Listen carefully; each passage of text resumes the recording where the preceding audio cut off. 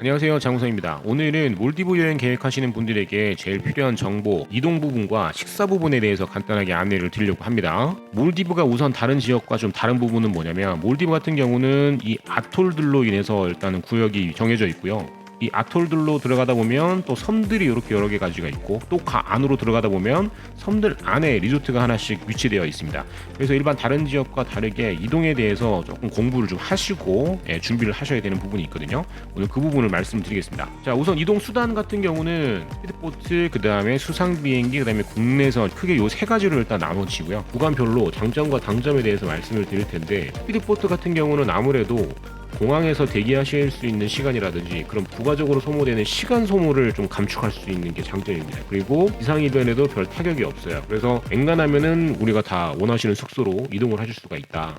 이런 게 장점이고, 단점이라고 굳이 뽑자면 아무래도 스피드보트 구간 같은 경우는 가까운 곳을 이동하시는 경우가 좀 많기 때문에 배들이 좀 자주 오가다 보니까 수중 환경이 좀 떨어진다, 이런 말이 좀 있기는 합니다. 그리고 두 번째, 수상 비행기 같은 경우는 경비행기다 보니까 좀 낮은 고도에서 비행을 하게 되죠. 그러다 보니까 굉장히 예쁜 몰디브의 아톨들, 그 다음에 라군들을 구경을 하면서 이동을 할 수 있는 좀 장점이 있겠죠. 그리고 단점이라고 하자면은, 이게 수상 비행기 같은 경우는 뭐 보통 5시에서 6시 정도까지만 운행을 합니다. 그렇다 보니까 우리가 국제선을 예약하실 때 몰디브 말레 공항에 도착하시는 시간이 오후 3시 전에 도착을 하셔야만, 이것도 뭐 연착이 되거나 하면 힘드실 수도 있어요. 그 전에 도착을 하셔야만 이용을 하실 수 있는 그런 부분이 좀 있겠고, 그 다음에 여행사로 예약을 하시는 경우가 아니고 호텔 사이트 등이라든지 이렇게 개별적으로 예약을 하시는 경우에는 이 리조트가 수상 비행기로 이동을 하는 거에서 추가 요금이 있는지 없는지 꼭 확인을 한번 해보셔야 됩니다.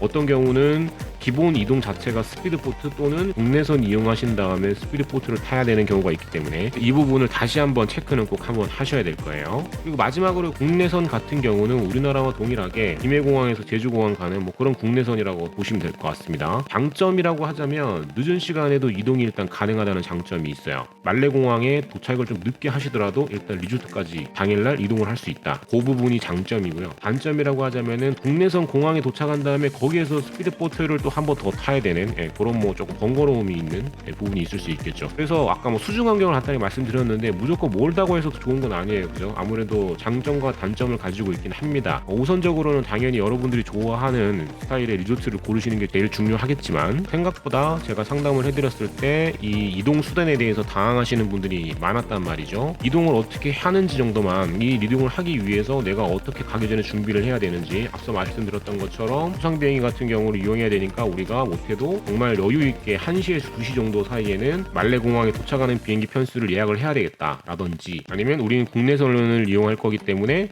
저녁 시간에 좀 도착해도 상관이 없겠구나, 이런 부분이라든지 이런 걸 미리 한번 체크를 하고 준비를 하시면 좋지 않을까 싶고요.